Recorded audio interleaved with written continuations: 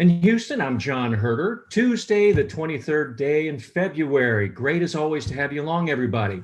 So, in a nutshell, From the Experts is a compressed virtual networking accelerator, helping people across industries connect very quickly in a brief, moderated, interactive show format, kind of like a TED Talk, but with networking. So, what's in it for you? Our promise, if all goes well, your curiosity sparked, new ideas come to light, and you may have helped yourself and the other people reach the opportunity faster. Networking has never been more important for your business. So now, folks, help me welcome our guest expert today, Jeff Hoogendam. Jeff is CEO of 360 Connect, a company that helps companies solve their largest marketing challenge, finding new customers. He's also co-founder and board member of Uncommon Logic, a digital marketing agency based in Austin, Texas, and that's where he is today. Jeff, I'm really glad to have you on board. It's great to see you. Thanks for taking time and sharing some of your expertise in digital marketing and online customer acquisition with all the people here that clearly this is an important topic for everybody's business, especially these days when not only for the Texas storm, but COVID and changes fast paced all the time. So glad you're here. Could you set the scene for us and tell us a little bit about what you want to share with us today? Yeah. Thanks, John. I appreciate presenting here on From the Experts, and looking forward to talking with you guys today about digital marketing. So what I'm going to do is I'm going to share my screen and talk a little bit about 360 Connect and what we do in the digital marketing world, and then some of the challenges that we have. And I'm hopeful that we can get some ideas from you guys and brainstorm a little bit. I've also got Paul Garcia, who we started the company in 2006, and Paul joined in 2007. Paul is Director of Supplier Marketing, which will make sense to you in terms of his role here in a minute. So Paul, if I miss anything, you're my backup. So with that, I'm going to share the screen and start out with a PowerPoint presentation. So tell me if you guys can see the screen up. Yep, looks good. So what is 360 Connect? 360 Connect is really a little bit like Lending Tree, but for business to business products and services. So what we do is we bring new buyers and connect them with suppliers, hence the name 360 Connect, for mostly B2B products and services. So down here at the bottom, well, up here, you'll see a quote form. So someone would fill out a quote form in an industrial category like forklifts and say, I need a forklift, I need to be new or used, I'm in this zip code, and here's my contact information. This is our typical form, and the way it works is they fill it out. And then number two, we contact them and say, John, do you really need a forklift in Sugar Land? Yes, I do. And then what we do is we have up to 5 suppliers contact John to get that forklift rented, get that project underway. That is the simple business model and the way it works. We're in many, many categories. This is one of our industrial categories, which includes modular buildings, mobile offices, storage containers, but we also have financial services, office services, medical billing, security, phone systems, about 40 categories that we're in total across the board. And we've got dozens and dozens of websites, and I'll talk about marketing here in a minute. So the way the model works is for the buyer of the product or service, the service is free. And for the supplier who wants to sell to the buyer, we charge them a fee. So that's kind of how it works in a nutshell. At any time, you guys are allowed to ask questions. Y'all know the format. You can either type them in, or if you want to unmute, yell it out. I'll do my best to answer it. So I'm going to go to the next slide here and talk a little bit about what's behind the scenes in terms of what happens in making this whole process work. So over on the left, you got a business buyer. And what we're doing here is we're actually looking for active buyers. We're looking at people that woke up in the morning and said, I need a new phone system for my 50-person business, or I need a forklift for my project. And so we look for active buyers seeking to purchase within relatively short time window. And then we use a variety of marketing techniques: Google, Bing, email, LinkedIn, Facebook. There's probably 100 different techniques and channels that we use. I just listed the ones that you'd recognize pretty easily up here, but essentially we are 360 Connect and Uncommon Logic. We're not the madmen marketing guys. We're more like the tech nerds that do marketing. We're like marketing with spreadsheet guys. And so we don't have the same hair. You can see I don't have the Don Draper hair, but we know a lot about technology and data, and that's what we use to get customers online. Not the fancy Madison Avenue stuff. So we use that to bring people into these forms. We verify the information and we match that. So if you're someone that wants a customer that rents forklifts in the 78759 zip code, for instance, then we will send that lead to the supplier. And then it's at that point, the supplier would then call the business buyer to try and close the sale. So in a nutshell, that's our business model. That's how we make money. We make money by charging the suppliers on the right to deliver qualified buyers on the left.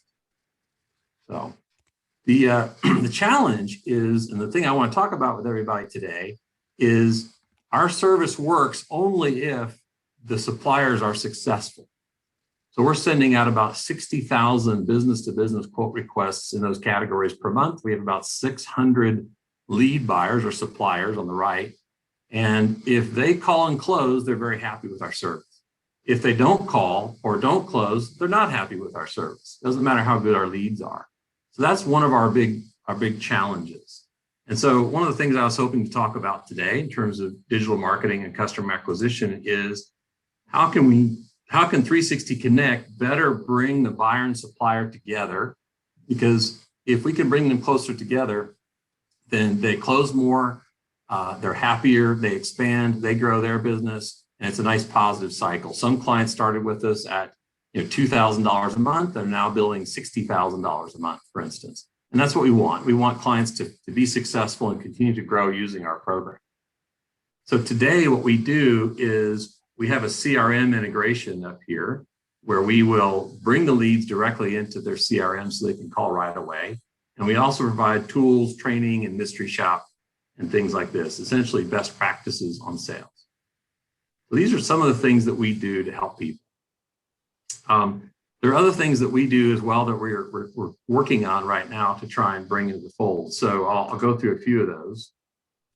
We will text the buyer information to the sales reps. So the email is great and the CRM is great, but text is pretty urgent and it brings things to the surface pretty fast. So we're texting to folks. We are also experimenting with 800 numbers. So we're giving the 800 numbers to the buyers and allowing them to call the supplier directly, and we're tracking that 800 number. We're also testing, and this is what Paul is helping with, an e-commerce portal where instead of having them get called, we just dump them straight into a purchasing situation like an Amazon for business. And we're working on that as well.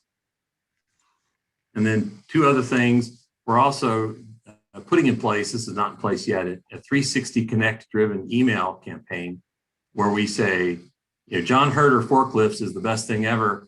Call John Herder Forklifts. He's really great at this. And you should talk to him. He's in your area and we already gave him your information, but if you want to call him, go ahead and do that too. And then finally, that's actually that situation, but we're doing both. We're doing the phone calls and we're doing the email drip campaigns. I'll stop now and see if there's any questions or comments. This is some of the things that we're doing and trying to provide the marketing service. To give you an idea of our clients, we have $1.5 billion publicly traded companies, and we have mom and pop companies that are maybe $200,000 a year. So we serve a wide variety of businesses, but they all struggle, even the big ones, with making the phone calls and attempting to make the sale. So that's our biggest challenge, is trying to get people to make the sale. Anybody else have a challenge like that out there in their own business? Does this resemble anything that you're facing? So, Fred speaking. One remark for international business: providing buyers information directly to sales reps that are not from your company. You will have major issues in Europe, at least with the GDPR law in place for confidentiality. Yep, we are currently operating in the whole United States and Canada, and we're not quite CCPA compliant, which is the California version of the GDPR. But we think that there's ways for our model to work to get the consents we need in Europe. But you're right, we haven't gone to Europe yet. They're only in Canada and the US. Thank you. So you were talking about the need for speed. And, it's interesting to understand the behavior here. So, obviously in your model, you have buyers and sellers, and they know about each other, and they're interested in what one has to offer and the other one wants. Why aren't they? So why aren't they doing this? Why aren't they doing it fast enough? What's the behavioral issue there? That's a great question. Yeah, why? You would think that if the supplier is giving an active buyer, someone who's ready to purchase right then and there, you'd think they'd call them right away. But that's just sort of not the way human nature is. They don't, about half the leads that we send out, they never even get called. And the ones that do get called slowly. And, it's sort of like anything else, it's like a hot meal. If the hot meal is fresh right then, you want to eat it right then. You don't want to wait 30 minutes or a day, let it get cold. But that's what happens to the buyer when they get cold and the supplier doesn't call them. So hence things like mystery shop. We'll mystery shop. We'll drop a lead in. It's a false lead, but we track it. And if they call in 2 hours, we say, listen, the program's not going to work if you don't call in 2 hours. You have to call. Sorry, if you call in 2 hours, you have to call much more quickly. And the behavior is that, in some sense, I think, John, that the owners of the business are paying for the leads, but the sales reps are not. And so they don't respect the leads as much as the owners do, or the leaders of the company, or VP of marketing, director of marketing, et cetera. And so they don't call them quite as fast. There are some companies out there that are hungry, they practice it, and they close at huge percentages. They close at 20% of our leads. They close, and they make a lot of money every year on our leads. But by and large, we found the majority really struggle to take action quickly.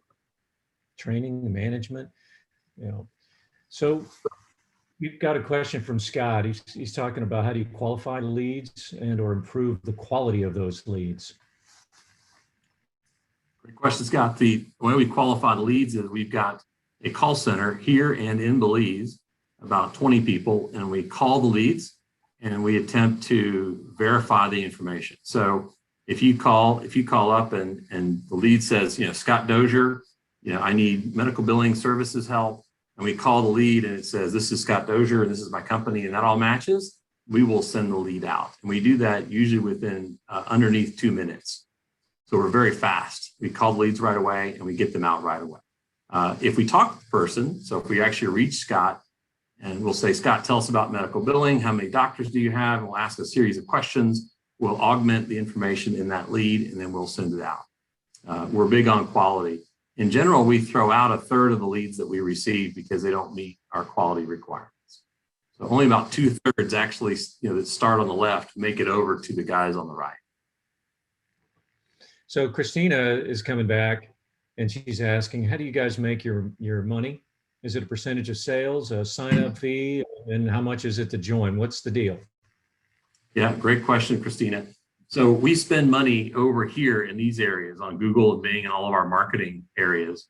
And that's where we spend our money to acquire the buyers. And the way we do is we charge the suppliers on a per lead basis. So let's say it's a forklift lead, and I'm going to get this wrong, but I'm going to say it anyway. Let's say a forklift lead is worth $40. And so if we send, 100 leads, $40, there's your expense right there. You just charge straight based on the math that came out.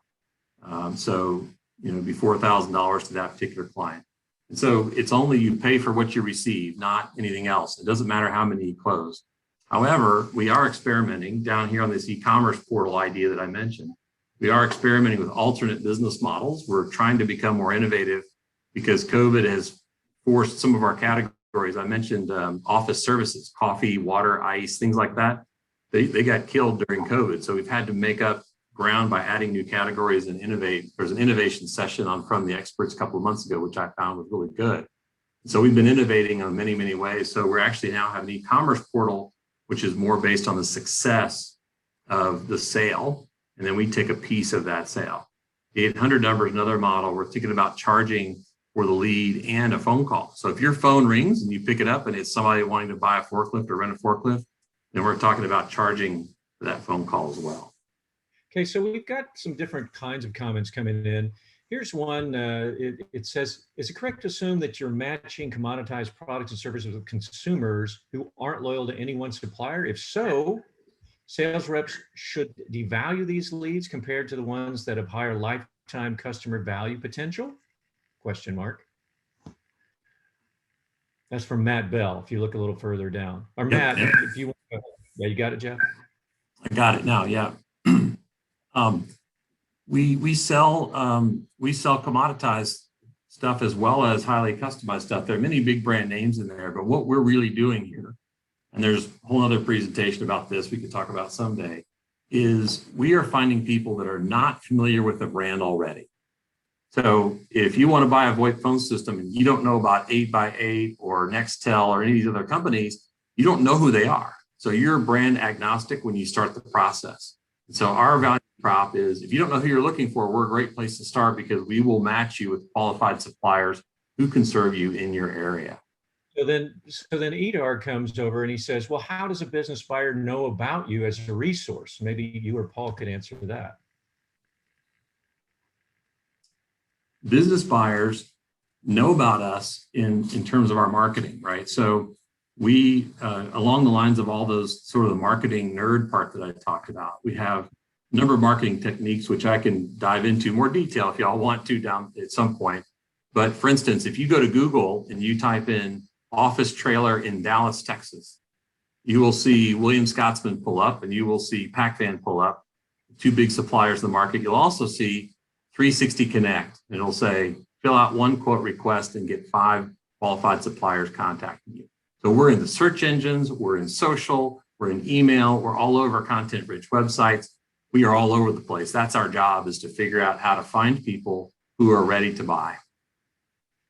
So Nina comes through and she says, well, have you considered dropping the promise that the supplier will actually contact the buyer, just relying on giving the buyers the contact info of the possible suppliers?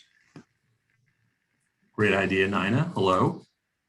Yes, that's exactly one of the things that Paul is heading up. Paul is heading up this last box at the bottom, in which we're giving the information to the buyer. We're saying, hey, skip this whole step and just dial the supplier directly. Since you know now that we've shared with you that this supplier is a match, just call them straight up, and then you can close the sale right there. So, or you can talk to the supplier right there. Questions can I tack on a question? Sorry. Yeah, please. So, I haven't asked, do you review any of these suppliers so that there's some assurance, like with Home Advisor, you get some assurance that other people like them? Yes, we do. We don't have a certification though. We're not big enough really to afford to be able to do that. But yes, that's one idea, Nina. A good idea would be to certify 8x8 or Nextel or any of the other companies that are on our site using our service to give people that comfort. We do have trust marks in our marketing. Like we say, hey, we're members of the National Portable Association, Storage Association, for instance. So we do those kinds of things, but we don't have a specific 360 Connect certification. So Kenley's coming forward. He says, well, what's the main inefficiency in this market that allows you to capture the buyer's eyes before the supplier can? Great question, Kenley. Why does our business model even exist, right? And I think it's because marketing is hard. Marketing today is really an analytical and tech as much as anything else. And you have to be very smart, and it also changes all the time. So Google, 20 years ago, when we first started doing digital marketing, Google didn't actually exist. We used many other tools, and then they became big.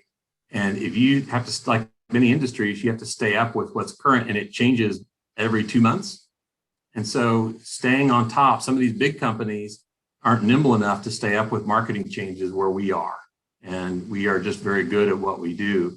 And that's pretty much all we do is digital marketing. So, and it's very tough to be good at it in today's market with all the digital tools available.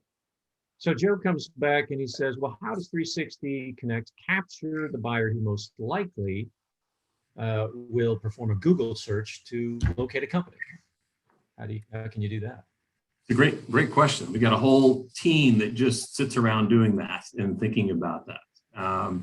we use a lot of data and a lot of math to think about what type of phrase will the user type in. So if I type in something like, cheap forklift, that's going to attract a certain type of buyer versus quality forklift. And so, we can tell how many times somebody types in quality forklift, how many times they type in cheap forklift, and we can construct campaigns around those different things to try and bring those people in. So, we're just, it's a whole art and science. The digital search and paid marketing is like a stock market with 1,000 more variables than the stock market. We have built software customized that, for instance, we manage, and this is like NASA type stuff, right? If you think about rocket science, and John Lewis can talk about that. We have built some technology that makes 12 million adjustments per month on our marketing campaigns for one channel. And it's innovative. We built the stuff ourselves to manage for the 600 clients in the 40 categories that we're in, but it makes 12 million adjustments per month. So there's really a lot to it, and we could go more into depth in how that works, but probably keep it high level for now. But if anybody wants to talk later about this stuff, happy to talk more and go into more depth. So you can see we put the first poll out there for people to answer. You can see it rolling in. I don't know if you can. Jeff, can you see that roll? No, you can't. Yep, I forget. I can see it. Can you see the poll, or can you see we've got about 35% come through yet. So everybody answer that. So we can still take a few more questions before we move on to the next segment. Matt Bell came back with another one. He says, hey, B2B sellers are behind buyers expecting B2C style personalized digital marketing. What's y'all's take on that? Couldn't agree more, Matt. You're exactly right. That's one advantage we have, is that B2B marketers aren't very sophisticated. And so that's actually another reason why we exist. Somebody asked the question before, why do you exist? And that's why, because B2B marketers, forklift dealers are good at dealing with forklifts, right? They know how to fix forklifts, deliver them. They know which ones work in which situations. They know about Google? I don't think so. So, that's one of the reasons why we exist. But consumer marketing dwarfs B2B marketing. It's probably 10 to 1 in terms of the money spent on digital for consumer versus for B2B. So think about it's maybe even 20 to 1. Think about like mortgages and insurance. Tons of people doing mortgages and insurance, but not very many people doing forklifts. So that's why we can be a little bit behind them, but still be the innovator in the game, at least within our niche. So Andres comes back on the buyer experience. He says, hey, once a buyer has dealt successfully with 360, do you think they would be willing to share future buying plans? That's obviously really important, right? I think that they'd be willing, but will they remember us? One of the things that we debate internally is, do we try and build 360 Connect as a brand in and of itself, or do we just stay a hardcore performance marketing company and find people when they're looking for us, or find people when they're looking for the services and products that our suppliers sell? And so I think that we've kind of gone the latter route, not trying to build a brand. We are building content and all kinds of helpful things, but to build a brand is pretty darn difficult. So what we've more focused on is just continued communication with past buyers to say, hey, you bought a mobile office, do you need a forklift? You bought financial services, do you want office services? And so we'll cross-sell them through email down the road, but frankly, it's a pretty small percentage of our revenue. It hasn't really stuck, but that's a great suggestion and a good idea. So I'm sharing the results that have come in, and you can comment on those. Kind of a follow-up from Kenley Clark. He's talking about, how does your business model change with the new e-com portal? That's it. Yeah, so the e-com portal idea, we're just purely testing it. And Paul, as I said, is leading that effort. And we're 1.5 months into it, and it's going pretty well. There's a lot of learning going on both sides. And we're going to go for another 1.5 months with that. But we are already looking at adding several other players to that model to see if we can do it. But instead of the phone call part down at the bottom, instead of delivering leads, we would deliver revenue. So think about it like, John Herder wants to rent a forklift. Instead, John Herder has placed an order to rent a forklift for 6 months in your system. Which one's more valuable, right? The sale is more valuable than the lead itself. And so that would change our business model in the sense that we would be A, delivering more value, and B, we'd be charging more for that value delivered, a higher percentage of the margin transaction. So just reflect on the poll real quick. Any shockers there? Probably not on the first question, obviously. Pleased for those that are the 22%. If you're in the 22% bucket, congratulations. How has your budget shifted? About the same and more online and less online. Okay, so mostly the things that people were doing before was working. So, and then biggest sales and marketing challenges. It looks like loss of existing marketing channels due to COVID, right? 40%. That's a big one, right? Because if you think 40% of the marketing budget has to be shifted to a different place, that's a lot of money to shift. So Joe's asking, is 360 Connect differentiating between suppliers to help match buyers to suppliers that will provide the correct value proposition? That may be parsing things, but.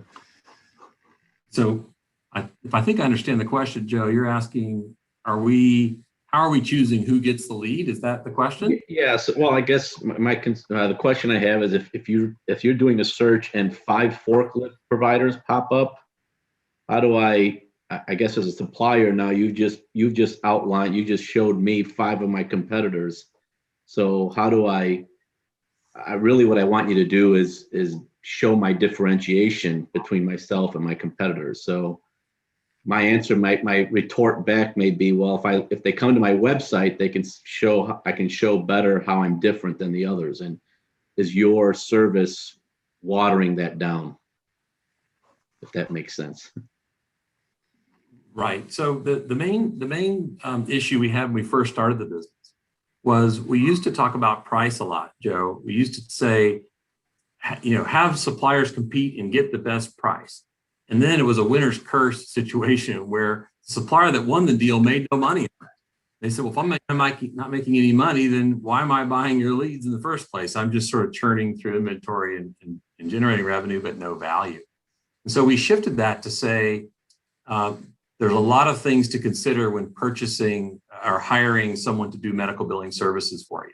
There's these 3 or 4 factors that are important. And we pulled out price to do with any of it, and we took that all out.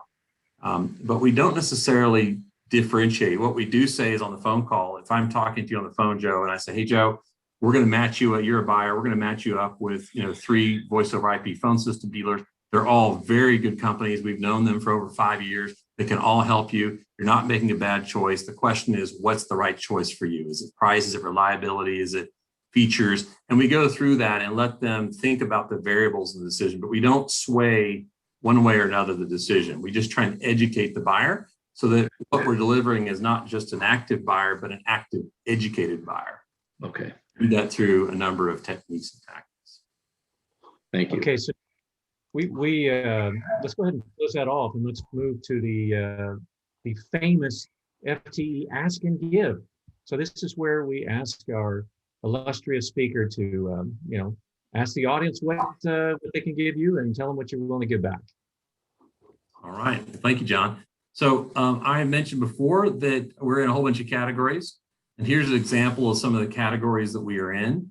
And my ask is, if you know anybody that is struggling to grow their business in these categories, Paul and I want to know who they are. So if you know somebody, send them our way. The give, what would I be willing to do for you guys? Well, if anybody wants to talk shop about marketing and wants to learn more about some of the stuff we're doing, I'm happy to share that.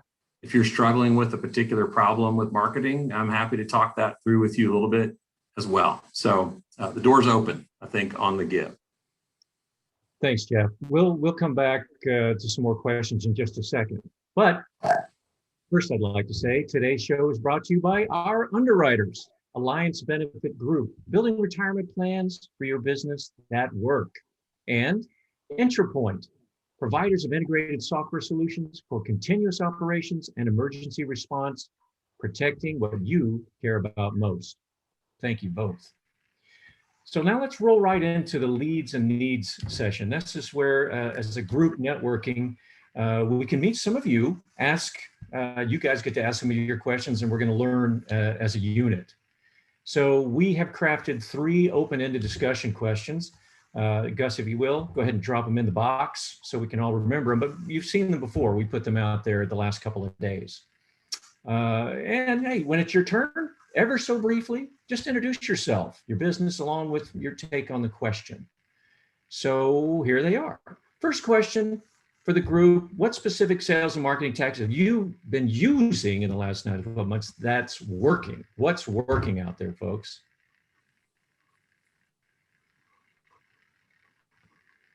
Can I get a volunteer? Katie, I thought your business looked interesting. Can you talk a little bit about what's been working for you all?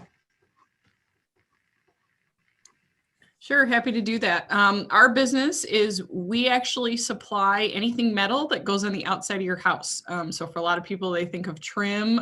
We've actually done a tremendous amount of effort around our siding products. So this last year has actually been a boom year for us. A lot of people doing remodel, home construction. So we have seen record numbers of customers engage with us. The biggest thing we did, since I have both sales and marketing responsibilities, is when we couldn't do events and we couldn't travel, we immediately pivoted all of our budget into social media and leads for our biggest high profile projects. What we tried to do is not be where everyone else is. So we actually did a tremendous amount of investment into Pinterest to try to get to homeowners and architects. Most of our competitors were not on there. So we improved not only our boards and our imagery and what we were showing, but we did a tremendous amount of advertising there to try to engage individuals to learn about our brand and our product. So to answer that question, that would be one of the big things that we did. We tried to be where our competitors were not. Always good. Any follow-up on that, Jeff? That's a smart strategy. We have one of our competitors uses that. Anytime there's an alpha or beta program on any of the platforms, no matter what it is, they will always volunteer to do it. And they get way out ahead. They learn faster and they get a 6-month head start. So we start to find those things as well and get in there early. So that's a great strategy, Kate. Chris, I hope you're feeling well enough. Can you talk a little bit about what you guys have been doing over the last months differently?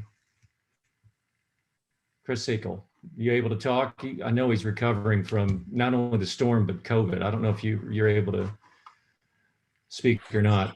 Sure, I'll talk a little bit, but yeah, my voice is still getting healed up.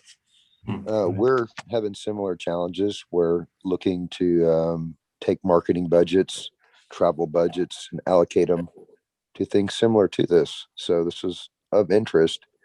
And unfortunately for large companies, they're committee by decision. So we're still in the information gathering process. But what you're doing is definitely of high interest. And I think this is the direction that all of us are going to eventually go. Anybody else have an experience or on that question of what's been working for you? Well, we actually spend more time on personal LinkedIn comments around solutions and technology that can help with contact tracing and those type of things during this environment. We also shifted from the oil and gas into the transportation that has been doing really well.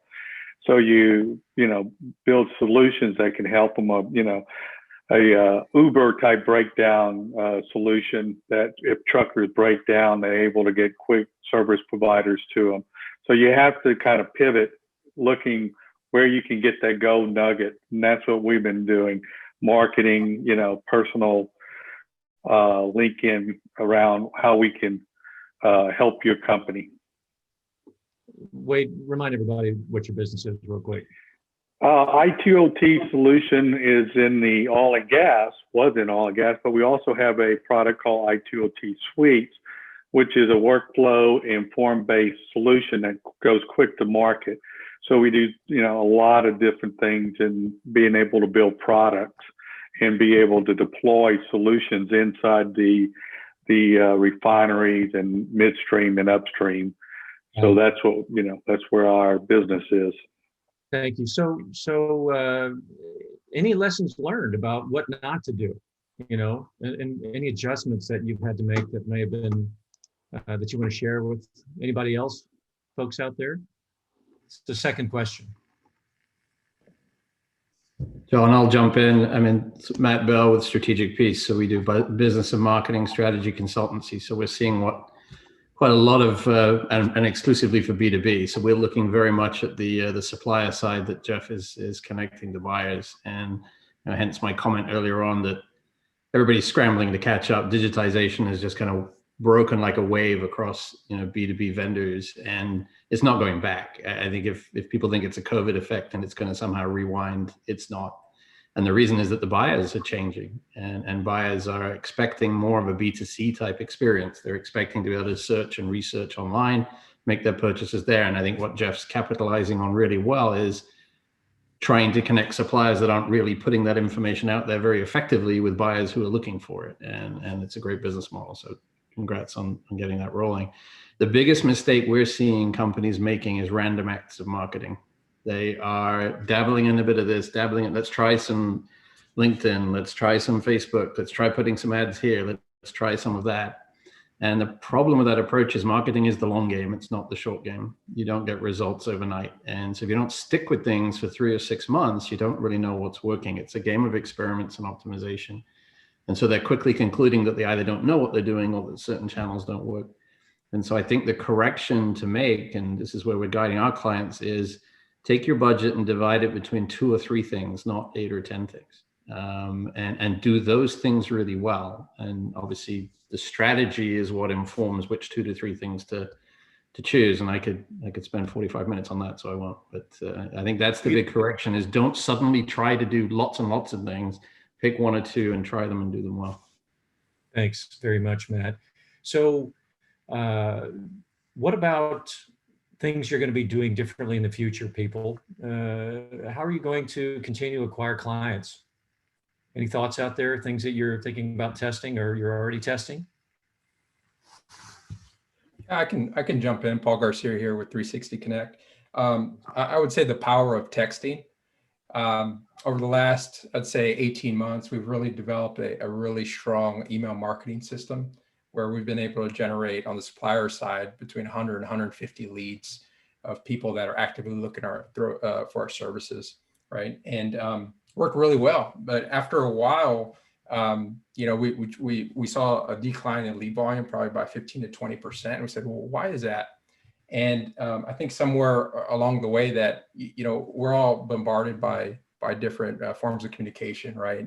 Email, text, phone calls, no longer fax, but that used to be the case, right? Way back when. And people react to those forms of communication differently. Well, what we've learned is that text is and by the way, if you know email marketing, you essentially know text. There's a little bit more to it, but it's a behavior thing, right? So that ping of your phone is much different than a silent message to your email box that has, let me see, I have 71 unread messages as of right now, right? So there's an urgency to text. And we've already seen just in the last 3 months of testing clients that were mediocre, getting mediocre results. We added texting to their services, and immediately they've seen success. So we want to double down on that. Paul, these are people that have agreed to be texted, correct? These aren't just random acts of texting. Correct. Yeah, correct. So through our platform, we have when they submit the lead information, we say, is it, do you agree to, that you'll get up to 5 emails and texts from our suppliers? So yes, you do have to collect that. That's one big difference than email. Yeah, that's true. Thank you very much. We've got maybe just a little more feedback and then we're going to move on. Any other comments on what you're going to be trying differently moving ahead? Well, then that will be the last word. Now, a word from our underwriters. Like most competitors, you're looking for smart places to spend your marketing and trade show dollars to increase online presence with targeted decision makers and influencers. We just talked about all this. Well, look no further. Don't be random. FTE offers these benefits and more through our 3-tier industry-based program, giving you unique virtual channel your decision makers. It's the long game. You just heard it, folks. Interested in learning more? Talk to me. Gus, go ahead and send that survey link, would you please? How was the networking today, folks? We're always trying to get better. Hey, are you or someone you know interested in leading a discussion just like we had today, like Jeff led? Click on the survey and give us your responses right now. And FTE belongs to you. It's your community networking platform.